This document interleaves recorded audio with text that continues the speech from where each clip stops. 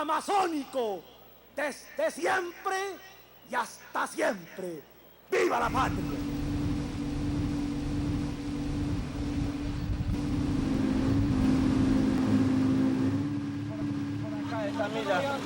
Vamos, pasen, hermano.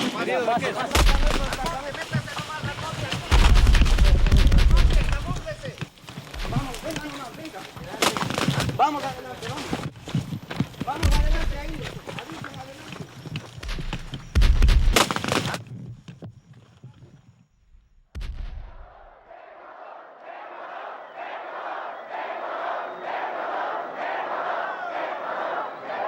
Cuando a las 24 horas de iniciados los eventos, la comisión mediadora me planteó que si el Ecuador aceptaría un cese al fuego que signifique desmilitarizar una zona y retroceder a otras poblaciones, dije no,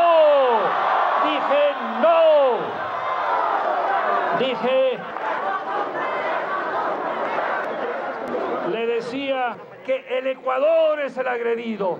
Ninguna de estas posiciones representa una posición peruana. Por lo tanto, no somos nosotros los agresores, son ellos que tradicionalmente es el modo como han querido que nosotros retrocedamos.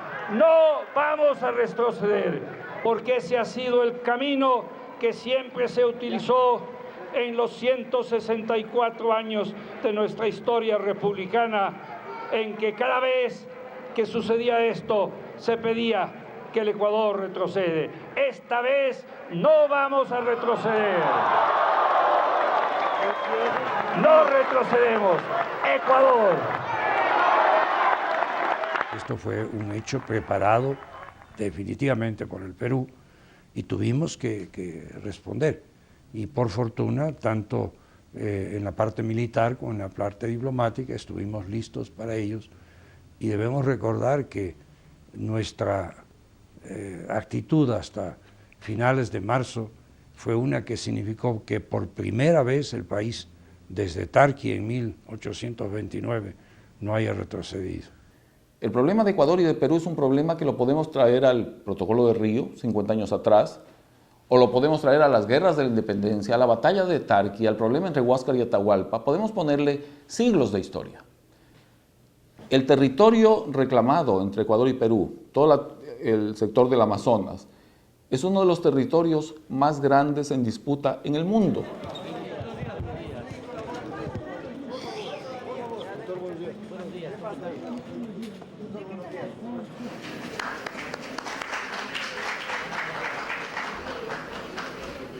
De esta manera comenzamos de manera formal esta reunión entre los señores presidentes, ex vicepresidentes de la República y el señor presidente constitucional de la República, arquitecto Sixto Durán Ballén. La intención de esta reunión es la voluntad del señor presidente constitucional de la República de enriquecerse de los criterios de los señores presidentes, ex vicepresidentes de la República. Una reunión tensa porque no había mucha fluidez entre los concurrentes, pero primó las tesis de defensa territorial. Yo creo que fue positiva esa reunión. En el conflicto del CENEPA lo único que hubo es foto. Una fotografía de 5, 4, 6 presidentes y expresidentes juntos. Solo estuvimos juntos en la foto. Porque el momento en que ingresamos al despacho del presidente Sixto Durán, ninguno lo apoyó. Todos le criticaron. Le dijeron que estaban en desacuerdo con lo que estaba haciendo y que querían dejar constancia de que estaba en el camino inadecuado. No, cada cual expresó su punto de vista frente al problema territorial, porque ese era el propósito de la reunión, que el presidente Durán Ballén conozca los puntos de vista de todos los expresidentes presentes, y cada cual con libertad expresó sus criterios. Y Durán Ballén llegó a sus propias conclusiones. También dejé constancia de que fue un atentado contra el interés nacional abandonar el arbitraje papal. El presidente Borja en su cuarto año de presidencia, faltando menos de un año, hizo esta presentación en Naciones Unidas. Recibida con gran beneplácito por los países allí reunidos, porque se veía una luz para el arreglo de este problema de 50 años. Vale la pena recordar que de inmediato el gobierno del Perú, creo que en la misma sesión de Naciones Unidas, el embajador peruano indicó por disposición del presidente Fujimori que no aceptaba un arbitraje del Papa, así como luego en la guerra no querían aceptar ni la intervención de la OEA ni la intervención de Naciones Unidas. Todo hacía presumir que ese fallo hubiera sido de equidad y que hubiera favorecido el interés de nuestro país. No es que yo abandoné la tesis del arbitraje, sino que el Perú nunca la aceptó. No es verdad, no es verdad. Lo que pasa, y aquí es una ocasión directa contra Durán Ballén, ¿no le parece que él debía haberme preguntado? A ver, Borja, ¿qué es lo que usted conversó con Fujimori? Ustedes se reunieron varias veces. ¿Hasta dónde llegaron esas conversaciones? ¿Qué tipo de persona es Fujimori? Tenía que preguntarme, yo esperaba ser llamado. Fujimori en todo momento insistía en que lo único que había que hacer era seguir replanteando la frontera en los 78 kilómetros faltantes y decía que si era necesario para eso podía haber un peritaje. No arbitraje, que sea peritaje. Pero eso dijo públicamente, esta es una posición para discutir. O sea que él aceptó la tesis. Y la contrapropuesta dijo, bueno, que no sea arbitraje, que sea peritaje.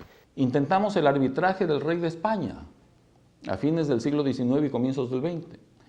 Pedimos el arbitraje del presidente de los Estados Unidos, nada menos que Franklin Roosevelt, considerado tal vez el mejor presidente del siglo XX en los Estados Unidos.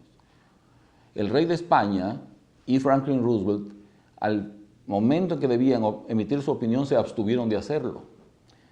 De tal manera que proponer que interviniera el Papa era una idea muy interesante, era una propuesta del Ecuador que debía obtener una aceptación tanto del Perú como de la persona a la cual se le estaba pidiendo que intervenga. Usted no puede aceptar que por ser más poderoso que usted se le roben el 95% del país, pues mi querido amigo, y que luego llamen al Papa para que sí, que haya paz cuando ya usted está totalmente mutilado. Es como que le corten las piernas, le corten los brazos y media cabeza, ¿no?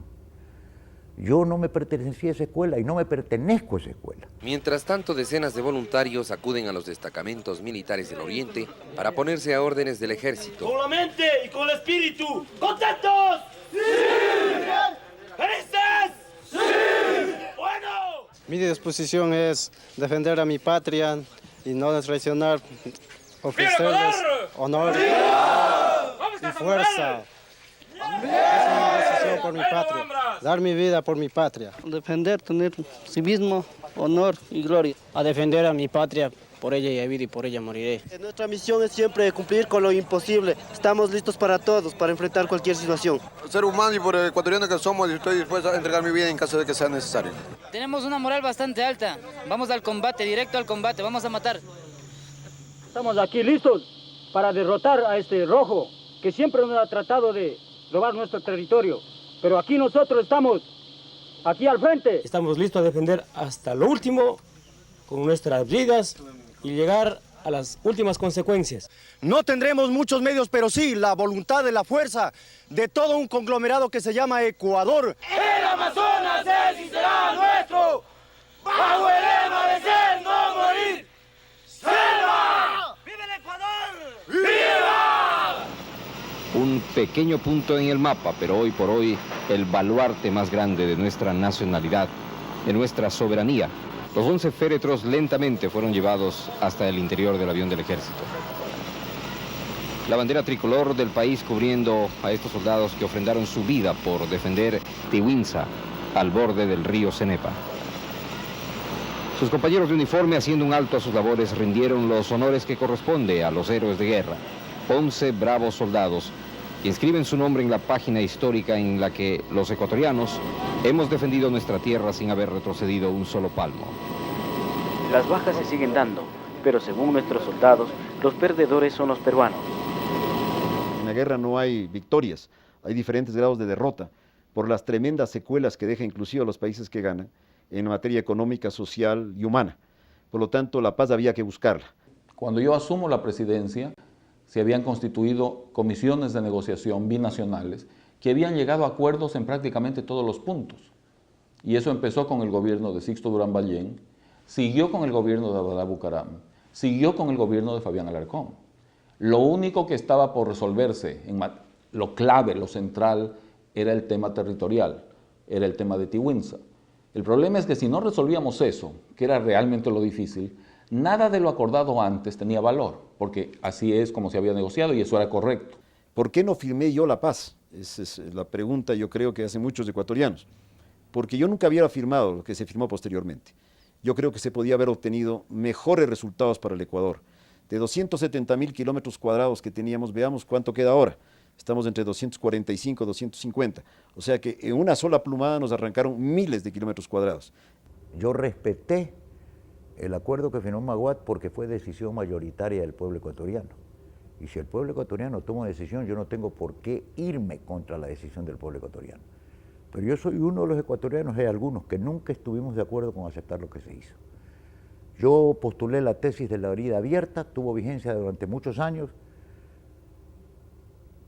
y acepto la realidad de lo que pasó con el país, pero con dolor tengo que admitir que nos cercenaron la república. El Ecuador es hoy día un país de 270.000 kilómetros cuadrados, cuando en su origen, cuando se inicia como república, estaba cerca de los 2 millones de kilómetros cuadrados. Creo que Maguad fue objeto de una presión escandalosa. Y creo que Maguad también presionó al Partido Social Cristiano.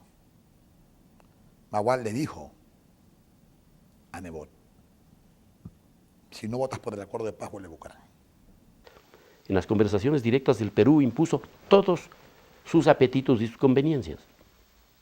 Y ese fue el arreglo de paz. No es que yo esté contra la paz.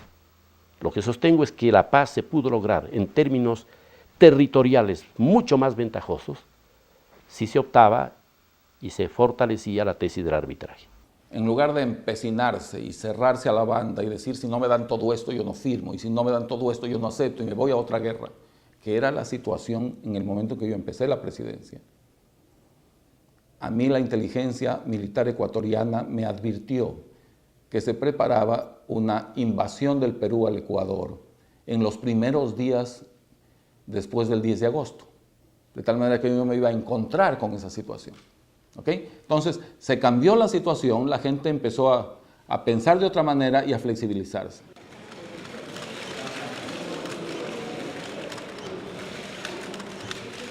Señoras y señores, la presencia del abogado Abdalá Bucaram constituye un acontecimiento de extraordinario relieve, pues es la primera vez en toda nuestra historia republicana que un presidente del Ecuador realiza una visita oficial al Perú. Para beneficio común.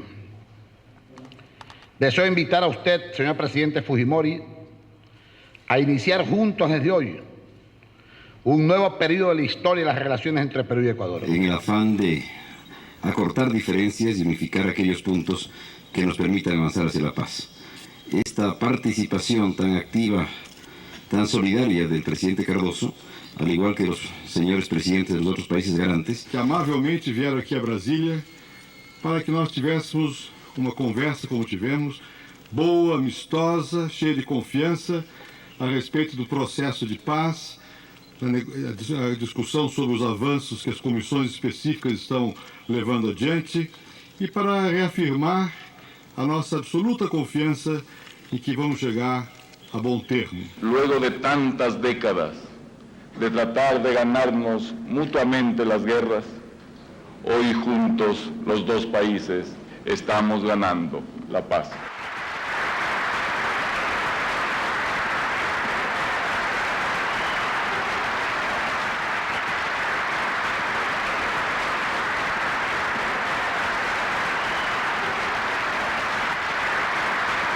Y lo extraordinario de la paz con el Perú es que luego de firmada solo nos produce buenas noticias. Vamos para 6 años del acuerdo. A nadie se le ocurre que deba haber una nueva guerra con Perú, ni en Perú con Ecuador. Los presidentes van y vienen, se visitan mutuamente, lo que era imposible antes. No hay razón para gasto militar para guerras internacionales ahora, lo cual tiene que ser considerado seriamente por todos los países de América Latina, con la pobreza que tenemos, con los problemas sociales que tenemos. A mi juicio es criminal gastar sumas demasiado elevadas en armas. Todos esos son beneficios. Los militares nos preparamos para la guerra porque ansiamos y amamos la paz. Y mientras un pueblo esté más preparado para la guerra, su paz va a estar garantizada. Así que yo creo que después de todos los análisis, lo rescatable, lo positivo, es que el Ecuador con el Perú, pues ahora vivimos en paz. Hoy el Perú es, me parece, el segundo socio comercial del Ecuador después de los Estados Unidos de Norteamérica. ¿Habría sido esto posible sin el acuerdo de paz? El Ecuador heroico de la cordillera del Cóndor, el Ecuador eterno, unido en la defensa de su heredad territorial, el Ecuador democrático capaz de dar lecciones históricas de humanismo, trabajo y libertad. Este Ecuador amazónico, desde siempre y hasta siempre. ¡Viva la patria! El público que da rienda suelta a su entusiasmo, a su satisfacción, a su alegría y a su esperanza, después de esa gran victoria que había alcanzado el equipo ecuatoriano frente a Paraguay.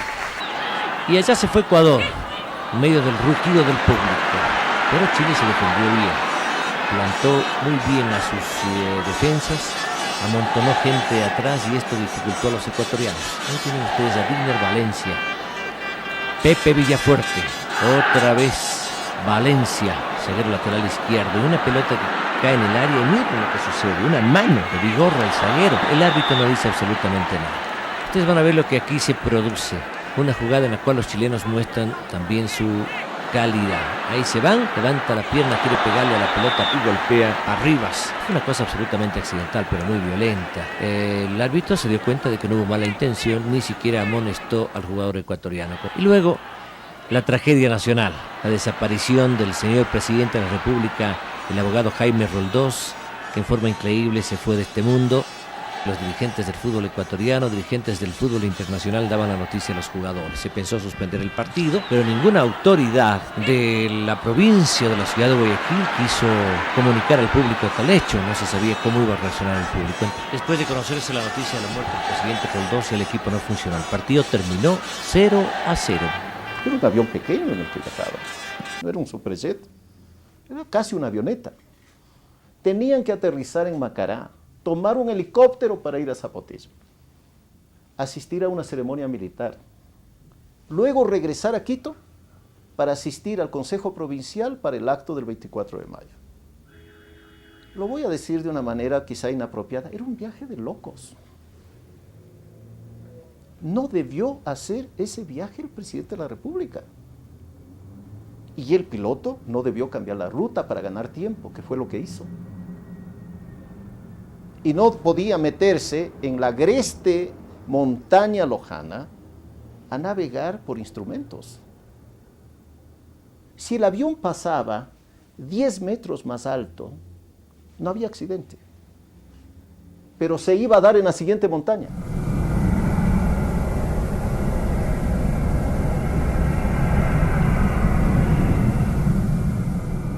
La tarde de este 24 de mayo, el presidente constitucional de los ecuatorianos, abogado Jaime Roldós Aguilera, ha muerto. Su esposa, Marta Bucaram de Roldós. Es indudable que la sociedad no admite que existan hombres que hablen con su propia voz o que sean personas rebeldes ante lo impuesto. A Roldós lo persiguieron aquellos que no admitían que pueda tener conceptos de libertad y que no admitían que sea la voz de los que no tenían voz. Esos crearon un espacio de opinión nacional e internacional alrededor de las mafias oligárquicas del Ecuador e internacionales para finalmente, por razones de segundo orden seguramente, asesinarlo a Jaime Roldós. Este es el caso frecuente en el Ecuador, unos más y otros menos. Dicen cualquier cosa de acuerdo a sus intereses. Existe prueba plena de que fue un accidente, establecida por los líderes de los principales partidos políticos ecuatorianos que conformaron una comisión en el Congreso Nacional para investigar el accidente. Yo creo que las oligarquías financieras y la CIA lo mataron a Jaime Roldós porque Roldós se negó a comprar armas, porque estaban explotando nuestro país. Y lo mataron, se confabularon. Fue el tráfico de armas internacional y sus intereses el que mató a Jaime Roldós. Fue el mismo tráfico de armas internacional y sus intereses los que un 15 de septiembre del 85 me quitaron la alcaldía y me botaron de la patria por decir que las Fuerzas Armadas gastaban el 50% del presupuesto general del Estado, porque yo sabía cuál era la muerte de Jaime Roldós y cuál era el motivo, y de mi hermana Marta. Y me tiraron al exilio y me pusieron 1 kilo de cocaína en Panamá. Hubo otra investigación que hicieron las fuerzas, la Junta de Accidentes de la Aviación Civil. Y hubo una tercera de una firma norteamericana que vendió la nave. Se investigó todo lo que se pudo. Porque mi hermana Marta sí lo dijo, nos van a matar. Y el día anterior de morir llamó a mi madre y dijo, madre, rece por nosotros porque estamos en peligro. Ella sabía lo que estaba leyendo. Mire, cuando muere un personaje de la dimensión de Kennedy o de la dimensión de Jaime Roldós, siempre va a quedar la duda, siempre va a quedar la sospecha, siempre va a quedar la preocupación. De manera que yo lo tomo esto como una cosa natural, pues por la significación que tenía Jaime Roldós en la política ecuatoriana y latinoamericana de la época. El abogado Jaime Roldós Aguilera. Cuando se encaminan hasta la última morada, el abogado León Roldós, hermano del expresidente de la República, acompaña a su padre, el licenciado Santiago Roldós Soria. El féretro de doña Marta Bucarán de Roldós, acompañado de su hermano, el abogado Abdala Bucarán Ortiz.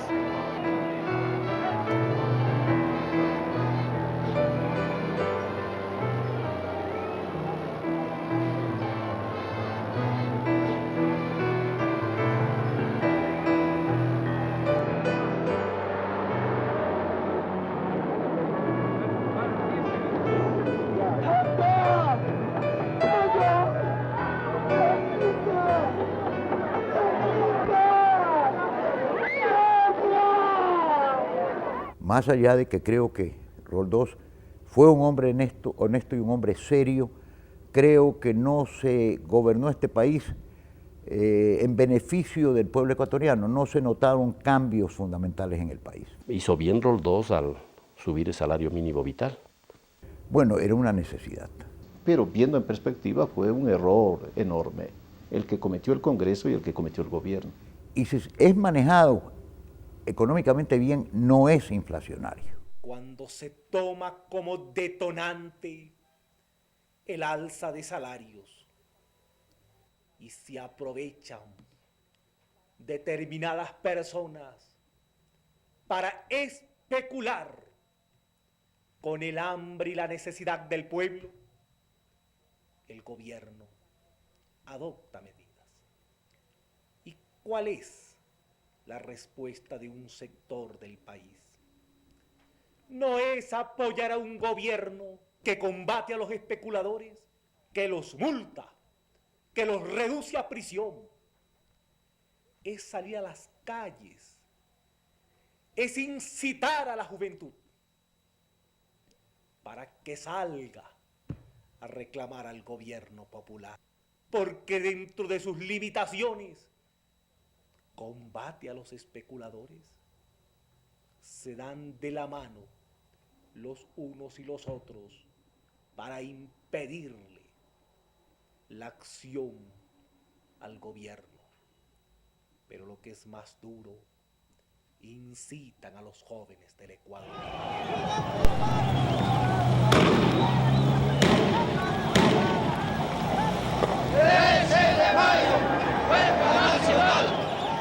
de gobierno antipopular.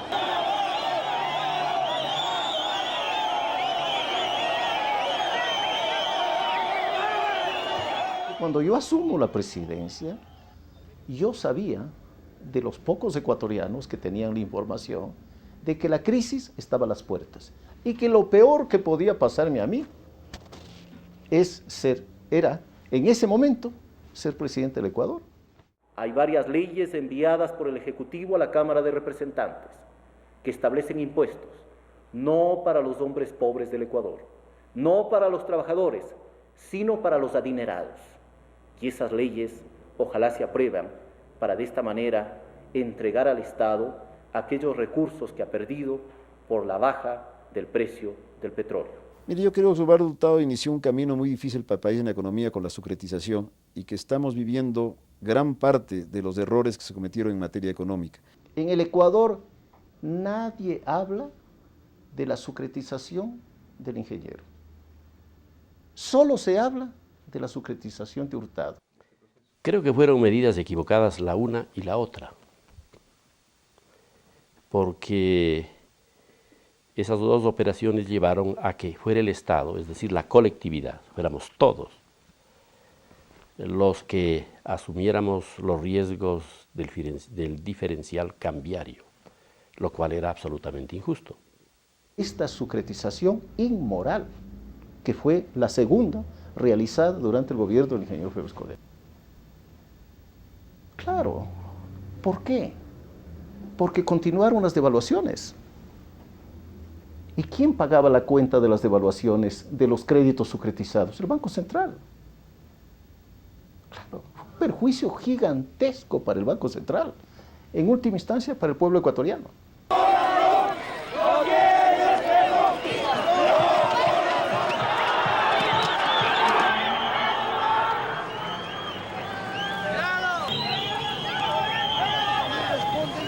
Responden con botellazos, no San Pablo.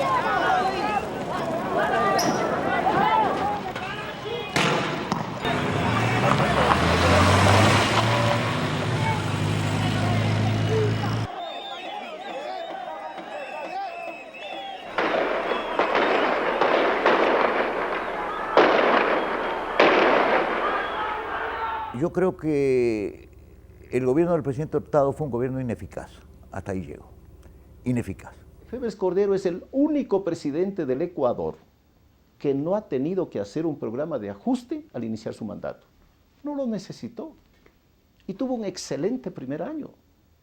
Claro, después se dedicó a la demagogia y al populismo y arrasó con la economía ecuatoriana. Usted va a encontrar que por la caída del precio del petróleo a $6 y por la dejada de exportación como resultado de la ruptura del oleoducto, 6 meses, el Ecuador dejó de ingresar 3.300 millones de dólares, lo que es equivalente a un año de exportaciones. Lo que en buen romance significa que goberné 4 años con ingresos petroleros equivalentes a 3 años. ¡Súbete la cara! ¡Súbete la cara!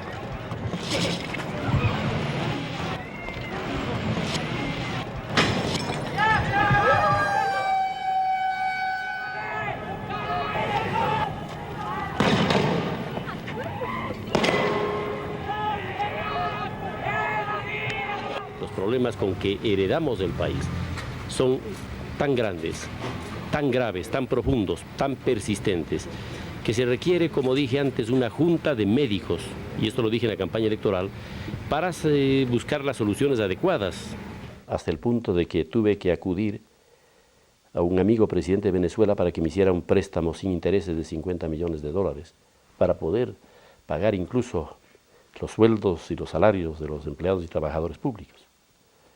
Era un estado de quiebra del país. Y él sabe perfectamente bien por qué estaba quebrada, porque él es ecuatoriano y vivía en el país. ¿Qué le hubiera pasado a él en su gobierno? Él no tuvo los problemas que yo tuve de esa naturaleza en su gobierno, y sin embargo vea la evaluación que hacen internacionalmente sobre el gobierno de Borja en lo que a economía se refiere. Pero no entremos a criticar al gobierno de Borja porque ese no es el propósito de esta entrevista. Tuvo todos los elementos para hacer un gran gobierno.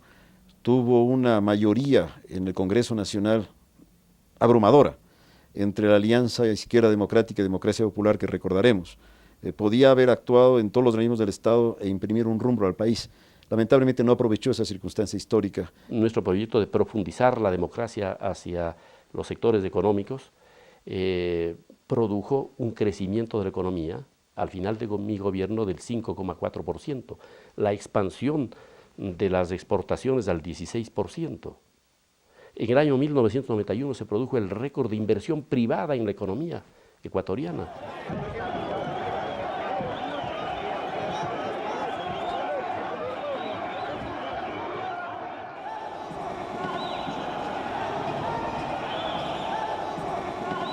Es un periodo en donde hay una cierta estabilidad en el país, igual que después en el gobierno también de Sixto Durán Ballén, a pesar de las situaciones conflictivas que se vivieron con la salida del entonces vicepresidente Dajic. Los parámetros de recuperación económica a fines del 94 han sido los más altos hasta ese momento y no han sido superados hasta ahora. Desmanteló todos los programas sociales que sustentaron el crecimiento de nuestra economía. ¿El resultado cuál fue? Se desbarrancó el crecimiento, creo que bajó del 5,4 al 1,7. 94 se creció un 4,8%, los otros 2 años tuvimos solo 1,8% por la guerra, por el egreso que significó la guerra.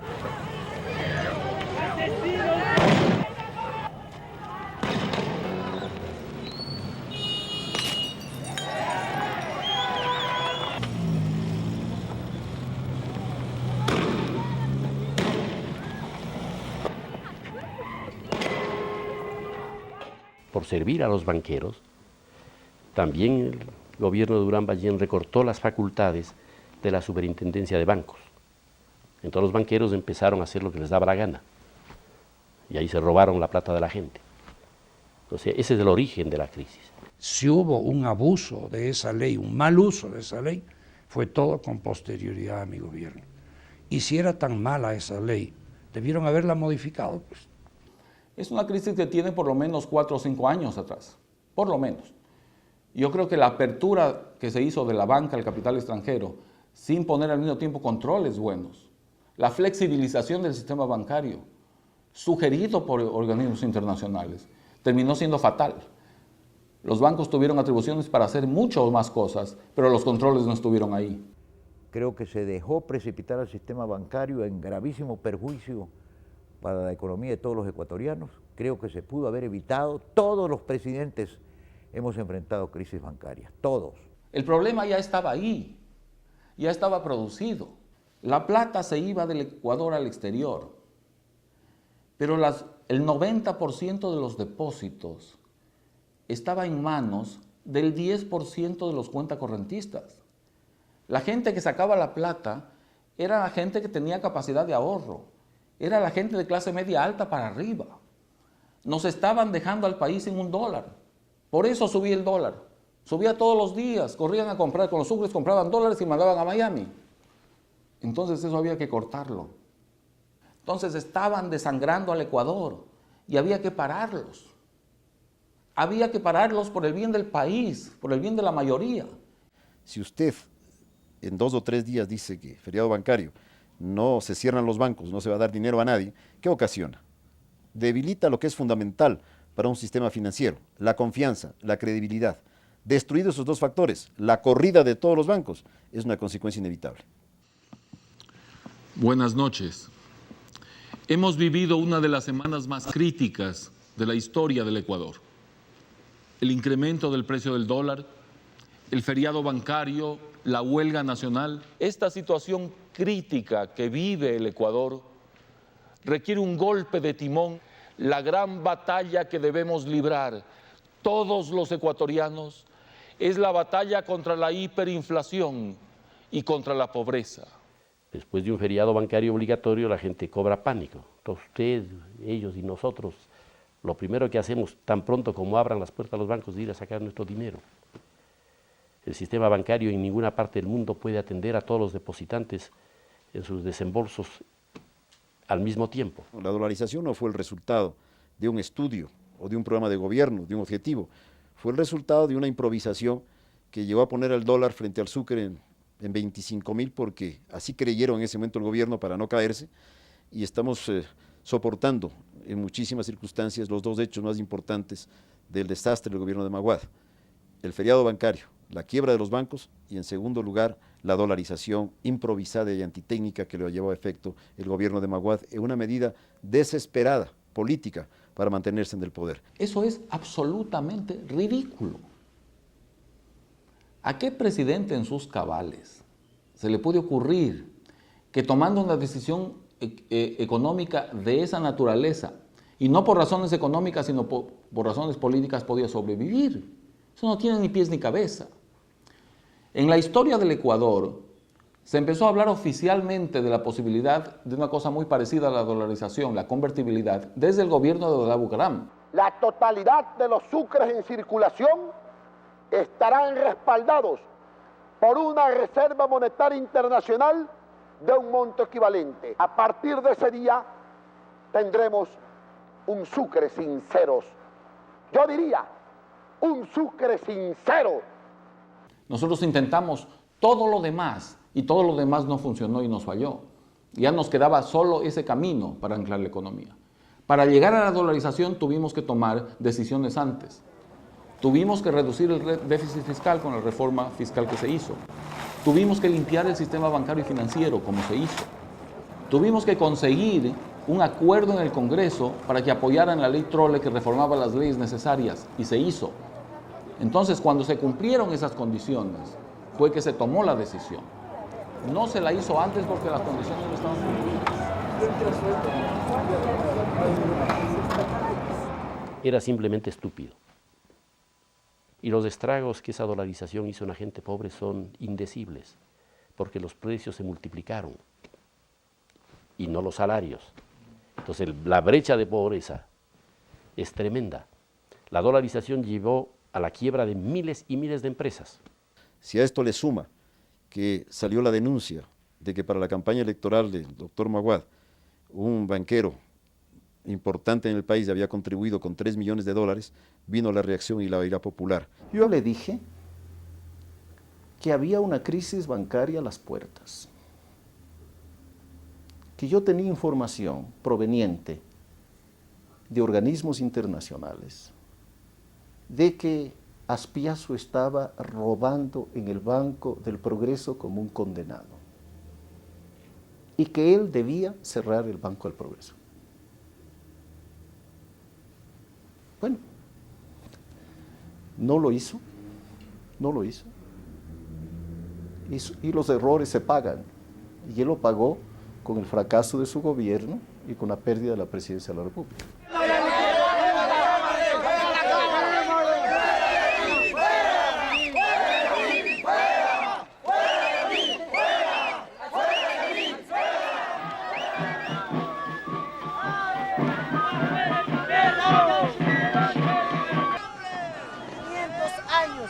Hemos vivido en la vida de la opresión, en las haciendas y hoy también en la vida republicana.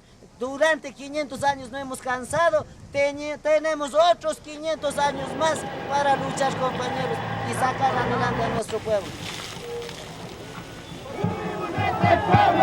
Ha habido muchas enfrentaciones. Frente a eso, la reacción del pueblo indígena ha sumado con más de indignación, con más iras. Y yo no puedo censurar que un pueblo que ha sufrido tanto, un pueblo que ha sido tan castigado por tan diferentes factores como desastres naturales, decisiones político-administrativas, etcétera, no esté dolido, frustrado, resentido. Yo lo entiendo.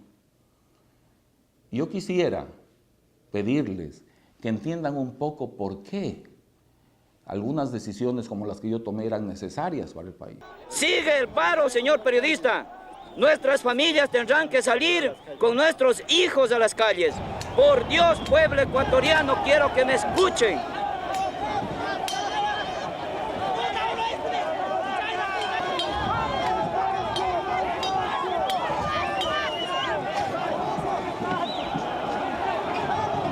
Los indígenas se habían prácticamente tomado Quito o algún sector de Quito. Ellos manifestaban su insatisfacción con la forma de actuación del gobierno de la época y las Fuerzas Armadas habían recibido la misión de reprimir a los indígenas que trataban de acercarse al Congreso de la República. Entonces, en esa época, pues, o en ese momento, los militares teníamos dos opciones: o reprimir a ese pueblo indígena y mestizo que reclamaba causas o que reclamaba por razones justas. Nosotros considerábamos que era un reclamo, que era una causa justa. Y la otra opción, pues, unirnos a ese reclamo. Como nosotros consideramos que era un reclamo legítimo, un reclamo justo, pues en lugar de reprimir, en lugar de dispararle a ese pueblo, nos unimos en ese momento a ese pueblo. El río revuelto, ganancia de pescadores. El rato en que las cosas se producen de esa manera, hay una gran cantidad de personas que quieren pescar, lo mejor para ellos, y se olvidan lealtades, se olvidan principios, se olvidan valores, todo por la ganancia individual.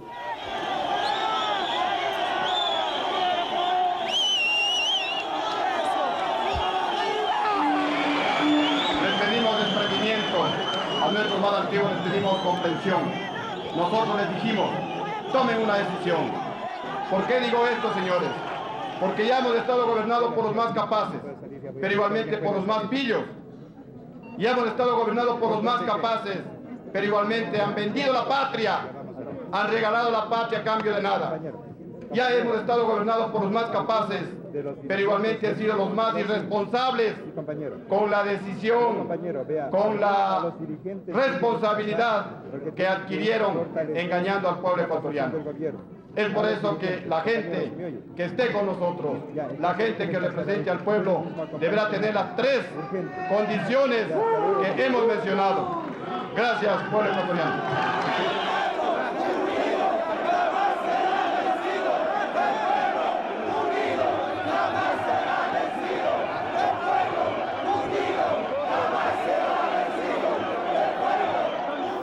No estuvimos en contacto con las unidades militares, porque, repito, no fue algo planificado para tomar el poder. Si esa hubiera sido la intención, entonces hubiéramos coordinado con el resto de unidades militares.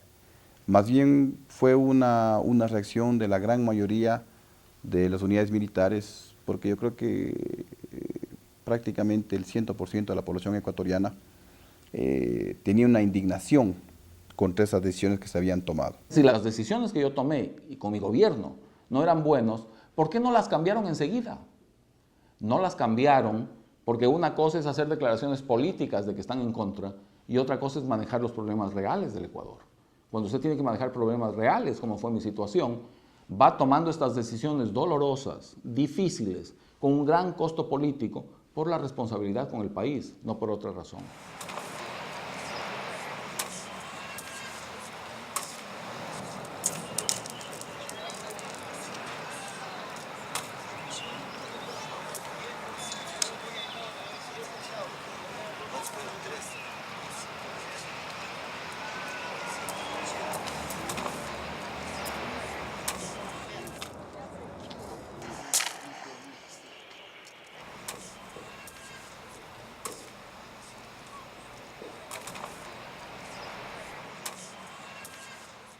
Bueno, soy básicamente un ser humano y no me considero distinto de ningún otro ser humano. Tengo virtudes, tengo defectos. Creo que nuestra misión aquí consiste en trabajar solidariamente con los demás. Creo que debemos tener el valor de ser auténticos, de declarar las cosas en las que pensamos y los valores en los que creemos, y que debemos estar siempre pendientes y solidarios con los demás.